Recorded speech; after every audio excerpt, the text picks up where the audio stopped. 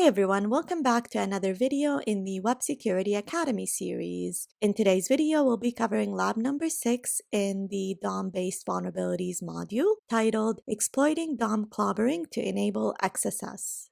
If you do not have an account on the Web Security Academy, you can get one by visiting the URL portswigger.net/websecurity and clicking on the sign up button. I already have an account and I am logged in, so to access the exercise, I'm going to click on Academy. Select all content, and then all labs, and then do a search on DOM-based vulnerabilities module, and then go to lab number 6 titled Exploiting DOM Clobbering to Enable XSS. Alright, let's get started. This lab contains a DOM clobbering vulnerability. The comment functionality allows safe HTML. To solve the lab, construct an HTML injection that clobbers a variable and uses XSS to call the alert function. Alright, so the target goal of the lab over here is to exploit the DOM clobbering vulnerability in the comment functionality to perform an XSS attack and call the alert function. It does say that the comment functionality allows safe HTML, so my guess over here is that there's some kind of library that is being used that filters our payload. So we're not allowed to include JavaScript, we're also not allowed to include malicious HTML, and that's why it says safe HTML over here. Now, we're going to have to try and bypass that some way, but we'll get to that when we get to the lab. Alright, so over here it says, please note that the intended solution to this lab only works in Chrome. The reason it says that is because with DOM clobbering vulnerabilities, they're browser specific. And this specific vulnerability is only exploitable in the Chrome browser. And so it's absolutely important that you perform this lab in a Chrome browser and not a different browser like a Firefox browser. All right, let's get started. Now, notice over here, I am using the built-in browser in Burp. And so all my requests are already being passed in my HTTP proxy.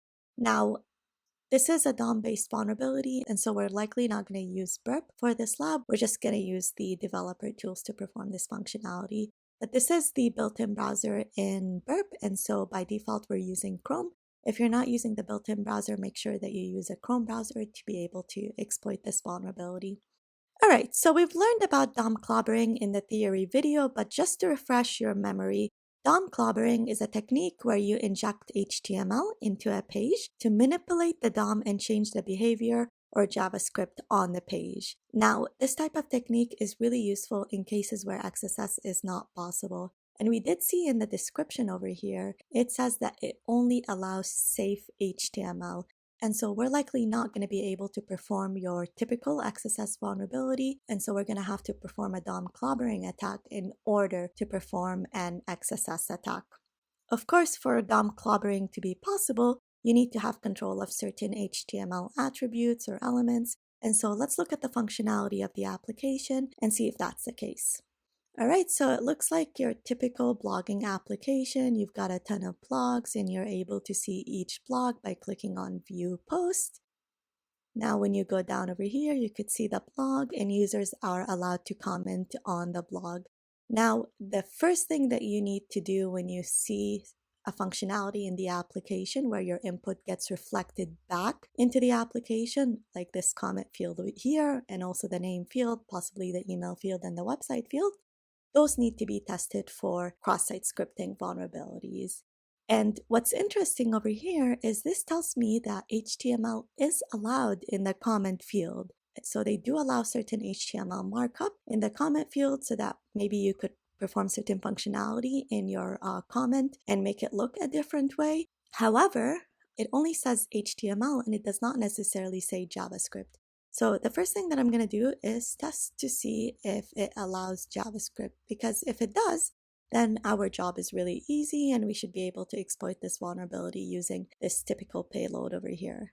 So let's say test.test.ca and then http test.ca and just post the comment. And let's go back to the blog, go down.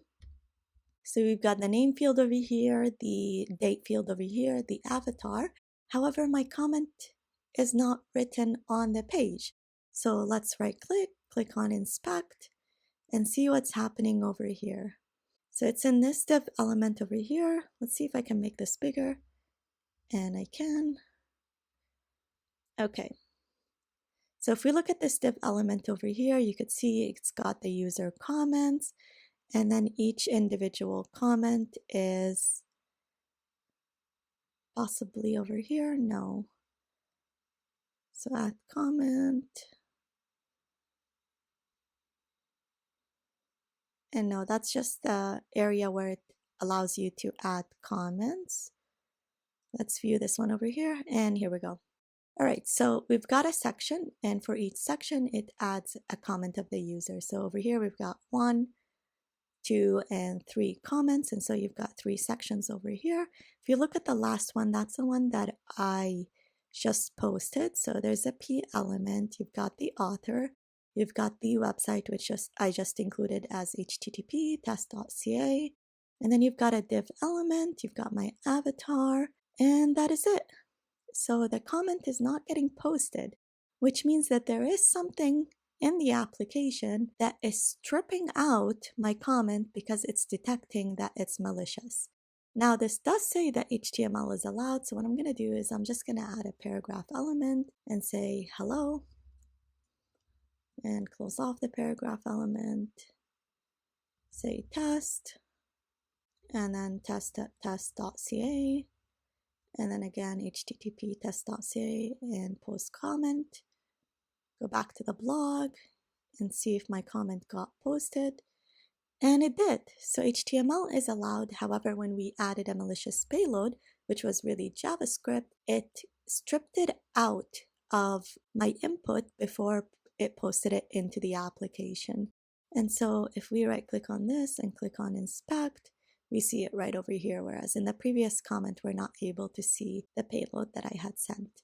So what we're going to do is we're just going to right click and click on view page source to see what the application is doing. And we'll make this a bit bigger so that you could see it. Let's go down and try to look for the comment functionality. Here we go. So you've got the comments, and it looks like it's using 2 scripts right over here. The first one is the DOM Purify library, which essentially sanitizes HTML and prevents XSS attacks from happening. So this is likely what's preventing us from adding the script tag into the comment field. But if you notice over here, it's also using another script. And this one is definitely custom. So it's called load comments with DOM clobbering.js. And this is the script that is probably responsible for taking in our input and posting it back in the application. And you could see over here, it calls a function in this JS script over here called load comments, and it calls this path over here. So /post/comment. So we haven't seen this path yet. So we have /post right over here. Let's visit /comment and see what that looks like. Okay, interesting. So these are all the comments that are available on post ID 4. And if you look over here, this was my comment that was stripped out and not allowed on the page. So it is saved in the database. It just, there's some kind of client-side script, which is probably the DOM Purify script, that is stripping out the malicious payload and JavaScript to prevent it from being seen on the page. And so trying to prevent an XSS attack. Okay, interesting. So let's look at the custom script over here and see if there's any vulnerabilities in this script.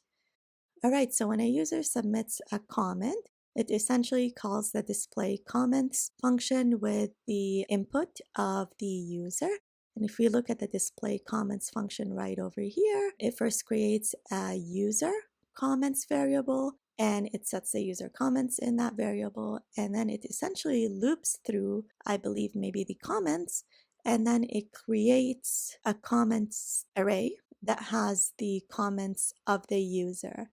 Now, notice over here, it is creating elements that get posted in the page. So you've got over here the section element and then the class attribute of the section element set to the comment. So if we go back over here and look at our comments, let's right click, inspect, and here we go. So here's the section element, and then you've got the class set to the value comment. And then if we go back right over here, you could see it creates the P element, which is what we're seeing right over here. So it creates the P element, which eventually contains our comments. So for this one over here, it didn't contain my comment because it was stripped out, but then for this one over here, it did contain the comment. All right, so interesting. So the functionality that is responsible for adding the comment in the browser of the user is this right over here. So I'm just going to make this a little bit bigger so that we could all see it in one page. All right, so first it creates a variable called default avatar, and it sets the value of the variable using this code piece right over here. So if the global variable default avatar is already set, which is what this says over here, then it keeps that value. Otherwise, it uses this configuration over here, which initializes the default avatar with an object containing the property avatar that is set to the value /resources/images/avatar default.svg. And then once it sets the value of default avatar, it essentially creates an image element with the class attribute equal to avatar, and then it sets the location of the default avatar into the src attribute over here. So what this says over here is it's essentially an if-else statement. So it checks if the .avatar attribute exists for the comment variable. If it does, then it uses the escape HTML function on the current value of comment.avatar. If it does not exist, then it just sets the value of src to default avatar.avatar, which we saw is coming from this line over here. And then if we go down over here, it's creating a div element, and then it's inserting avatar image HTML, which is this right over here, directly into the page. So in our HTML over here is a known sync. So it's directly inserting that into the page. So if we could find a source where we could potentially insert content in the default avatar variable, which ends up going into the src attribute, which ends up getting displayed directly on the page, then we could perform an XSS attack. Now, before we follow that logic, let's go down over here and see the remaining script. So it looks like it's doing that for the comments, and then it also does that for the author, it does that for the date, and so on. And it continues to build the page that we're seeing right over here. But if you look over here, it looks like it is using the DOM purify script to sanitize certain fields. So you've got the author field over here. And then you've also got the body of the request, which is the comment itself. Interesting. So this is why we weren't able to add our regular payload script alert one, because it is getting sanitized using this library right over here. So when XSS is not possible, we try the DOM clobbering attack. Of course, for DOM clobbering to be possible, you need to be able to clobber or control a variable, which essentially ends up getting displayed into the page. And then from there, we could exploit our vulnerability. Now, from the get-go, I can guess that this is vulnerable to DOM clobbering because it looks like your classic setup for DOM clobbering. So you've got a global variable over here, default avatar. This can be directly called from the DOM, which is exactly what they're doing over here. And this line over here, it gives you the option of first trying to use this configuration over here, so the global configuration, and if it's not set, then it uses the default configuration, which is the default avatar available on this link over here. Now, if you look at the page over here, at no point did it ask me to add an avatar, and so it looks like it is using the default avatar, and so it'll always default to this case over here because the default avatar is not set for the user. Now, if we copy this, we can confirm that by just like looking at the image.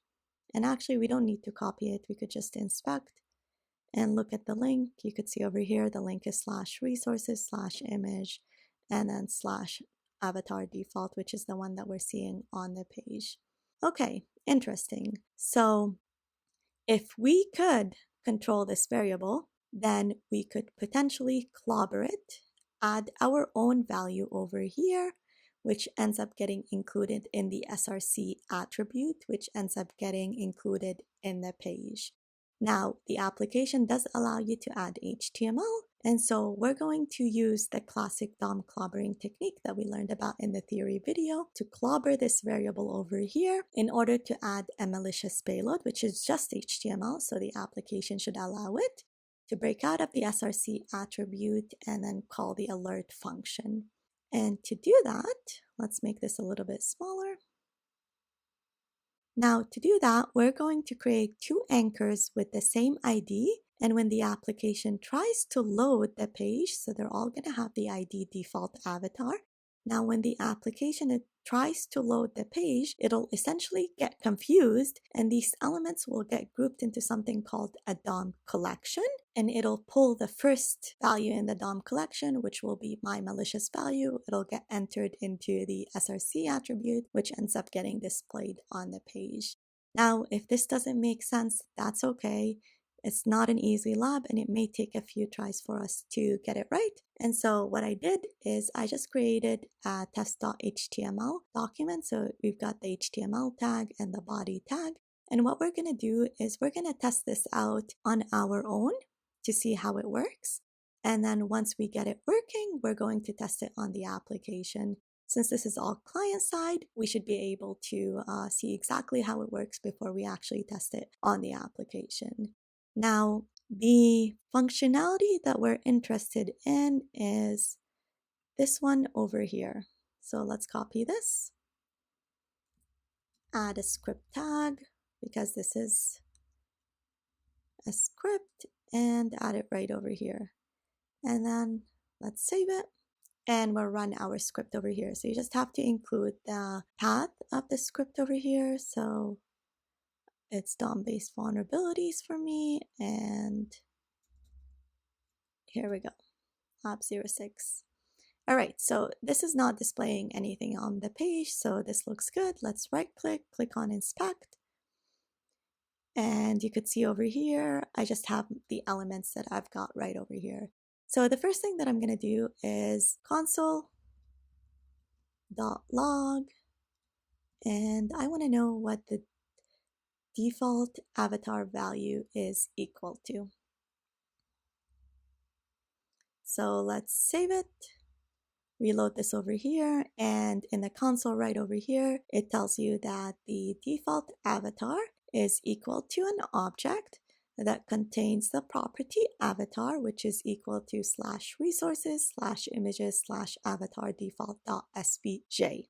Now we're going to use two DOM clobbering techniques in order to clobber this variable right over here.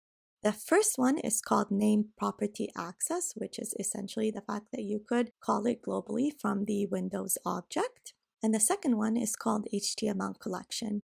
We learned about these two techniques in the theory videos, but essentially the way it works is when you've got two or more elements with the same ID or name, so the same ID or name, so default avatar in the DOM tree, then browsers create an array-like object called an HTML collection, which contains all the elements with the same ID. Now, elements inside the HTML collection can be accessed using either their ID or name, and that would be our next step. So the first thing we're going to do is we're going to create two elements that contain the same ID over here. All right, let's create our first element over here. So a ID is equal to default avatar, and this doesn't have to be in double quotes. Let's close it off, save it, and let's run this one more time. Now console.log changed. It's essentially saying default avatar is equal to this ID right over here and not equal to this ID over here. However, the value that we're trying to clobber is not just default avatar, we're trying to clobber default avatar dot avatar, so the property of default avatar. And so what we're going to do is we're going to add another anchor element with the ID default avatar.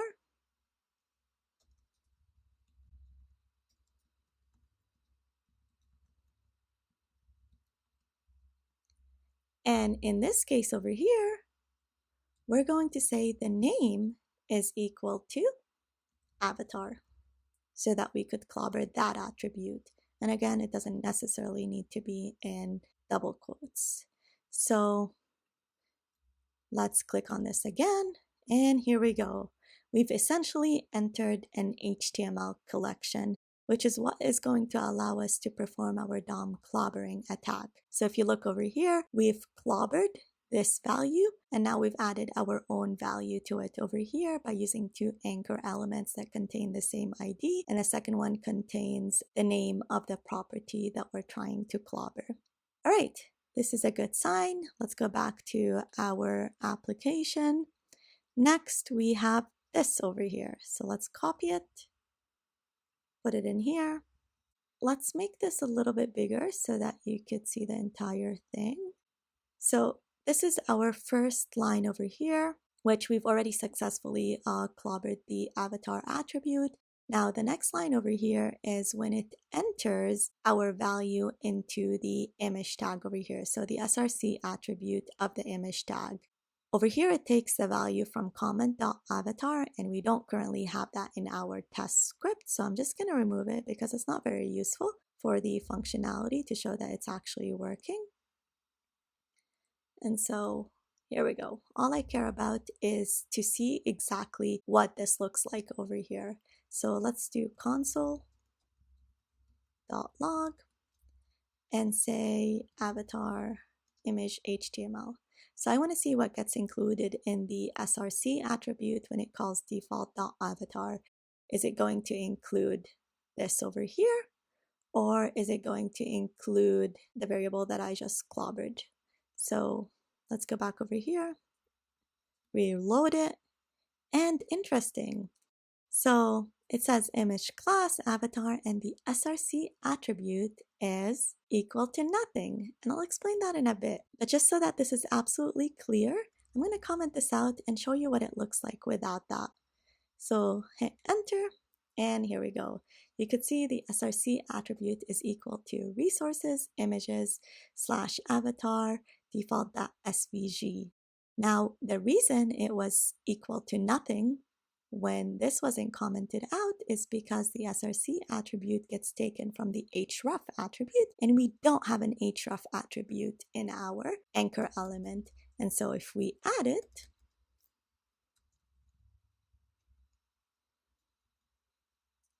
right over here, let's say http google.com, hit save and hit enter, and here we go.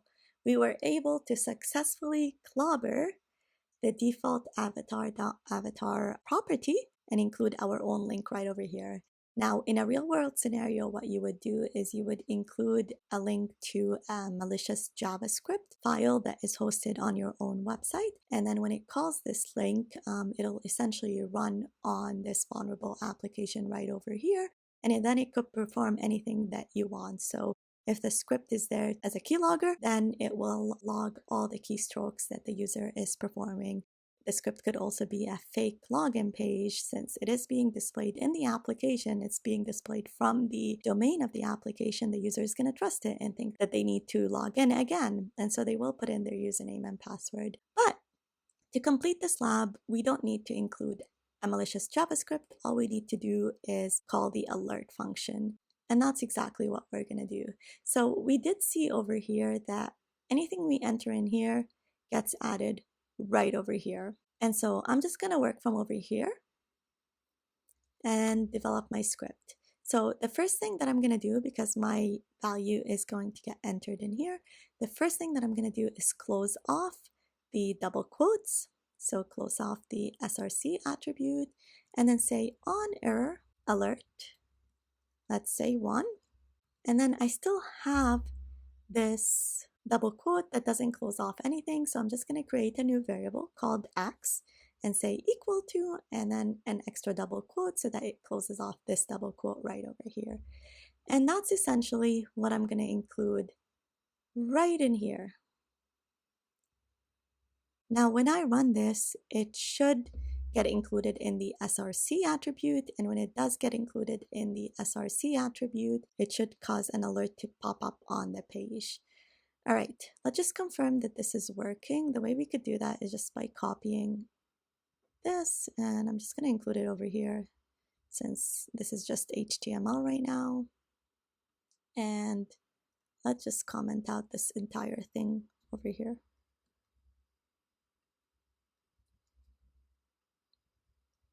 Okay, now when we run it again, hit enter. Okay, perfect. All right, so our payload is this one right over here. Again, we're using two anchor elements with the same ID as the value that we want to clobber. And in the second anchor element, we add the name of the property, again, that we want to clobber. In the href attribute, we include our payload, which ends up getting added in the SRC attribute. We use that payload to escape the SRC attribute and then call the alert function so that we're displayed with an alert. All right, let's test it out. Let's go back to our application. I'm not sure it's still running because it took a while to kind of reason out how things work. So let's close all of this off and then access the lab again. This will reload it. Let's make this a little bit smaller.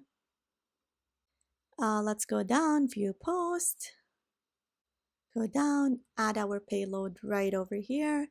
Again, this should be allowed because we're only using HTML. We're not using any JavaScript. And then add test at test.ca, and then let's say http test.ca and click on post comment and go back to blog. We will have to add 2 comments for it to properly get clobbered because the first one is going to set the value and then it'll be applied on the second comment.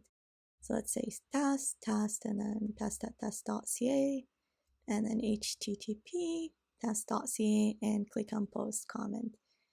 And if this works, we should get an alert. And we do not get an alert. So interesting. You could see over here that I did successfully clobber the avatar value because it's no longer using the default avatar on my comment.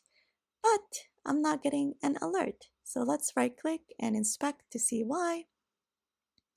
And here we go. So you could see right away that the double quotes that I'm using, so this one right over here and this one right over here, is being URL encoded.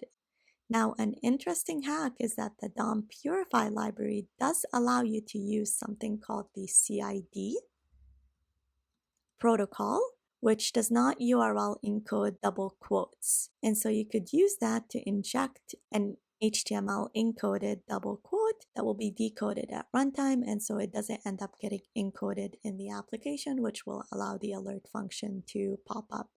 So all we have to do is say CID and then colon, and then we just need to HTML encode our spaces and the double quotes. So we actually will be using Burp for this lab. We'll use decoder, add it over here, and then say encode as HTML, copy that, paste it in here. Oh, sorry, wrong place. Actually, correct place. So we've got the double quote over here and then the space over here. We also have a space over here, so let's copy the HTML encoded characters for space, and then we've got a double quote over here. So let's copy the HTML encoded characters for a double quote. Okay, and we entered it and we did enter it in the wrong place. So just copy this entire thing right over here because we absolutely need this CID for this to work. All right, this looks good. So the CID protocol in the DOM Purify library will allow us to include URL encoded double quotes, and they get decoded at runtime, and so they won't get encoded when they're displayed on the page. So let's copy this and hopefully it will work. So let's paste it in here, hit test, test.ca, and then let's say http test.ca, click on post comment, back to blog. Again, we need to post 2 comments before it actually gets clobbered. So test, and then test.ca, and then http test.ca, post comment. And hopefully when we click on back to blog, we get displayed with an error. And we do not. Okay, interesting. Let's right click, inspect. And I told you this might take a few times before we could get it right. And it looks like it's still being URL encoded. And it might be because we did already add our DOM clobbering technique right over here. And so it's all in an HTML collection. I'm not sure. Let's go to home and try on a different post where we haven't already performed the attack using the incorrect payload. So let's copy this, paste it in here, test.ca, http test.ca, post comment, back to blog, go back, add another comment because it'll only get clobbered the second time around. Now we've just saved it in the global variable and it'll get applied on the second comment, back to blog, and here we go.